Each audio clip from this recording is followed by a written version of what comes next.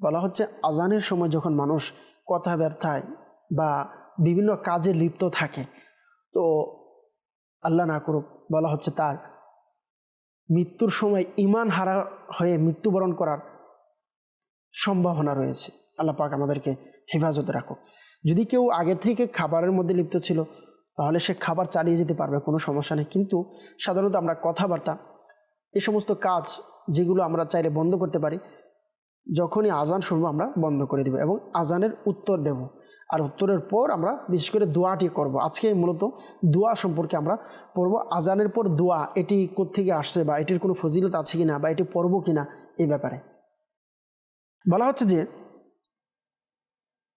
আজানের মধ্যে সর্বপ্রথম যে শব্দটা নিয়ে আসা হয়েছে ওয়াসিলা, আল্লাহুম্মা রাব্বা হাযিহি দাওয়াতিত তাম্মাহ ওয়াস সালাতিল কাইমাহ আতি মুহাম্মাদানিল ওয়াসিলাতা ওয়াল ফাদিলা।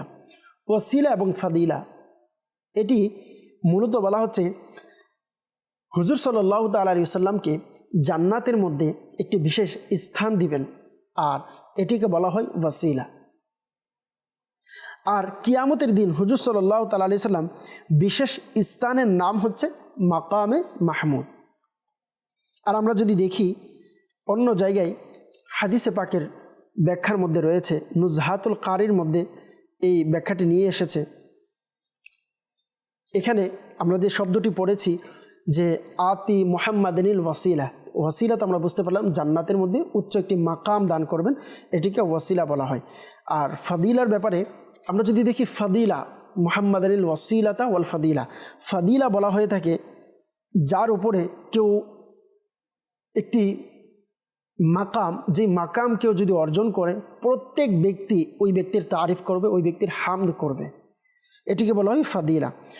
আর ওয়াসিলা মূলত বলা হয় প্রত্যেক ওই জিনিস যার মাধ্যমে অন্য কারো জারিয়া হাসিল করা যায়, অন্য কারো কুরবাত হাসিল করা যায়, নৈকট্য হাসিল করা যায়। যেমন বাদশাহের দরবারে যদি আপনি বুলন্দ হাসিল করতে চান, তার নৈকট্য হাসিল করতে চান, অর্জন করতে চান, তখন আপনাকে অন্য কারোর মাধ্যমে করতে হবে, কারোর মাধ্যমে আমরা যাই, তো এটিকে বলা হয় ওয়াসিলা। আর ফাদিলা সম্পর্কে আমরা জানলাম। মাকামে মাহমুদ, আসুন মাকামে মাহমুদ এটি আল্লাহ তাআলা আল্লাহ রাসূল সাল্লাল্লাহু তাআলা আলাইহি সাল্লামকে দান করেছেন।